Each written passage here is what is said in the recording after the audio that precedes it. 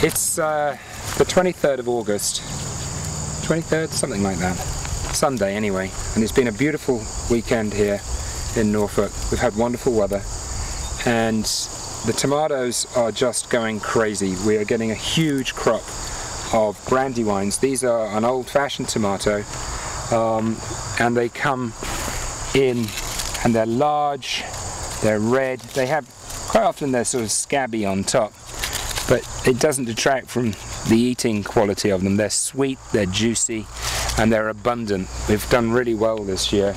We still have some green ones coming in, as you can see here, that will turn red over the next few weeks. This plant has had so many on it, it starts to snap. The weight of the tomatoes are so heavy that they just snap the branches. We've been eating these big tomatoes like this for days now, weeks, and enjoying every minute of it. They're great just sliced, a nice big thick slice of tomato on either a piece of toast or a piece of bread with some olive oil drizzled on it, some salt and pepper.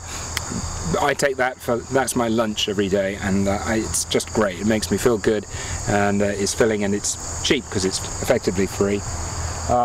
We have a row of brandywines. There are the red ones and there's some yellow ones, and I have to say the yellow ones are even better than the red ones. They're sweeter, they're firmer, and the flavour is intense. So if you see or you can get yellow brandywine tomatoes for next year, it's something well worth looking into. We've grown two other types of tomatoes. We've grown actually three other types of tomatoes. We've got plum Italian tomatoes, and well, let's walk over there and take a look at that. So here are the plum tomatoes, which they use in Italian cooking, and we've just again an abundance of fruit. I mean, there's just hundreds of them, and we need to pick them, but we ran out of time. There's more tomatoes than we can deal with, so what we'll tend to do is bring them in. We can either make something like ratatouille with them, which you can freeze, or if you don't even have time for that, you can roughly chop them, add some garlic, add some salt and pepper, add some olive oil, put it in the whole mixture into a baking tray, and just roast them in the oven. And they're just wonderful to eat just roasted, or again you can then bag them in Ziploc bags and freeze them and use them in a sauce in the winter, and it's just so easy, so simple to do. And how many plants for a single family? Well, the plants that we've grown so far this year for the plum tomatoes, 1, 2, I think we only have 2. So, I mean, this is producing, these two plants are producing a ton of tomatoes. I'm really happy with these. As I said, the tomatoes have done really well this year. We've had some disease issues, which I have yet to read up on. Some of them develop a scab like this. Hello, cat. This is Sir Arthur Konnichiwa. I think you've met him before. And then some of them go black at the base. Let's see if I can find one. Here's one that just turns black at the base, and then it shrivels up and dies. So I'm not sure. I need to read up on what's causing that to happen. But on the other hand, for every one that's like that, we've got an abundance of good ones. So at the moment I'm not too concerned, but it would be nice to know why that is occurring. Walking down the row, if you can walk with me, Doug, we've got, these are beefsteak tomatoes, which are like, a bit like a modern brandywine. They have less scabbing on the top, so they're better looking tomato than the brandywine, but they're not as good. They don't taste as good. They're very firm, which is nice, but I personally prefer the brandywine. Here we have the zebra tomatoes. So you can see what happens if you go away for the week and don't pick the tomatoes quickly enough. They go past picking.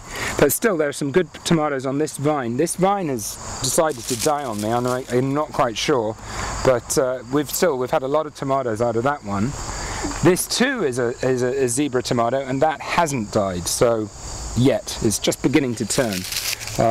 So again, lots more tomatoes to come out of this plant, and we're really enjoying these zebra tomatoes. So you can see why they're called zebra tomatoes here. You can see the striping on them, green and lighter green striping, that when they turn yellow they're ripe and delicious.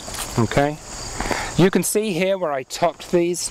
The tomato plants get so tall that they'll get blown over in the wind, even with the cage. What I do is I put a piece of rebar into the ground. Let's see if I can find a piece of rebar to show you what I mean. There's one here, and this dead plant here. There's a piece of rebar that's in the ground, and I tie the cage to this to hold the whole thing upright, and that seems to do the trick. Moving this way, oh sorry, what I was going to say is I then top the plant out, and that does two things. It catches less wind. If you top the plant, it catches less wind, so it's less likely to blow over. And also, if you top the plant, it's not producing so many lots of little baby tomatoes up at the top. So a lot of the energy is going to the tomatoes in the bottom 2/3 of the plant, which is why we're getting a really abundant, good crop this year. So here we have zebra tomatoes. Here are some more beefsteak tomatoes, and then these last three plants in the row are the little tiny cherry tomatoes, and we've just been eating these. I sneak up here, you know, and come and eat half a dozen of them because it's so easy to do, and they're so sweet. This one's split, but it's still good. They're incredible, have intense flavour, very sweet, really good on salads. Again, you can bring these in if you've got too many to eat all at once and you don't want to lose them. Just cut them in half, put them in a roasting tin and roast them with some olive oil and freeze them, and they're yummy. Or if you've got an oven that can go to a very low temperature, you can lay them on a baking tray, flat, cut in half, a little bit of salt, and just dry them 24 to 48 hours, dry them, and again bag them and put them into the deep freeze, and then you can just sprinkle a few on a salad every time you make a salad, and they bring an incredibly intense flavour to the salad. And you can do that in the middle of January, so it tastes like summer although it's January. So that's why we grow quite a lot of these for that. We've got more stuff to look at. I'd like to show you the peppers, and I'd like you to see the herb garden, which has run riot this year. So let's go and look at the herb garden and the peppers.